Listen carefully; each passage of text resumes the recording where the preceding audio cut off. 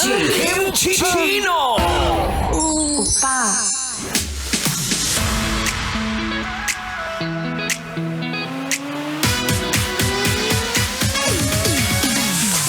At mahal, ako'y nagbabalik. Merry, Merry, Merry Christmas na!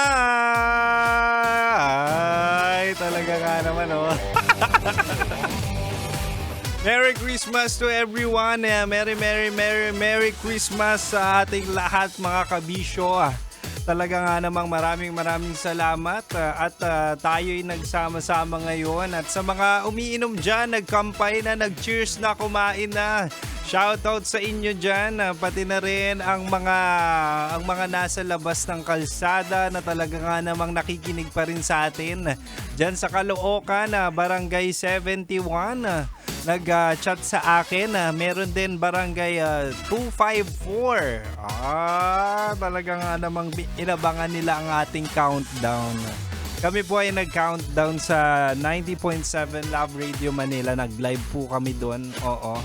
At doon kami sumalubong ng Pasko. Anyway, usually naman 'di ba kapag ganitong alas 12 na, kainan na, ano pa ba, kwentuhan, maximize yung opportunity para magkaroon ng bonding, enjoyin yung pagkain, tapos minsan may pag-games na rin kahit ganitong oras, 'di ba? Magpapa-games na. Pero kami on our family's tradition, nakagawian na namin na kapag alas 12, kainan lang tapos tulog na agad.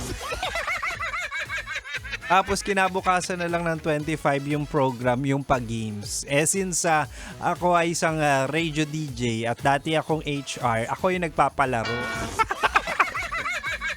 Tapos ako na rin yung sa pa-premyo niyan. Kaya minsan parang ayaw mo na rin umuwi eh.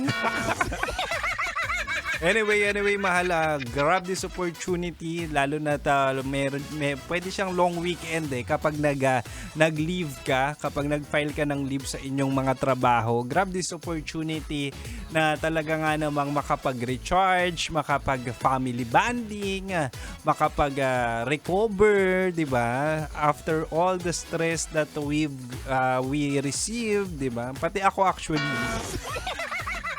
And also, yung mga bonuses, yung mga aginaldo, gamitin natin sa tama, no? Might as well kung kayang ipunin, have a savings, save it. If you wanted to invest, di mag-invest ka rin, di ba? At the end of the day, with the proper guidance naman yan ng partner mo or nung magulang mo.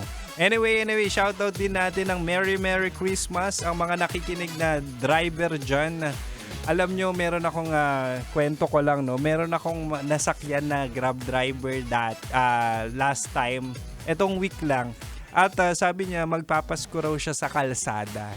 So shoutout natin yung mga driver natin dyan na talaga nga namang mas piniling pumasada kaysa magpahinga, kesa umuwi sa bahay. At talaga nga namang ako for me, I can consider you, kayong mga driver natin dyan sa kalsada, na isa sa mga bayani. Bakit? Katulad naming mga nagtatrabaho, katulad naming nagtrabaho na sumalubong ng Pasko, hindi kami makakauwi kasi sarado na yung mass transportation. But talaga nga naman kapag nandyan kayo, naiuwi nyo naman talaga kami, di ba? Anyway, maraming salamat. Merry Christmas. But for now, sige, hindi ko na kayo istorbohin. Bumalik na tayo sa mga pangmalakasang music. Kaya mahal, dito ka lang sa 90.7 Love Radio. Kailangan pa bang i-memorize yan? Day 6. Merry Christmas, mahal! Kabisyo ka na.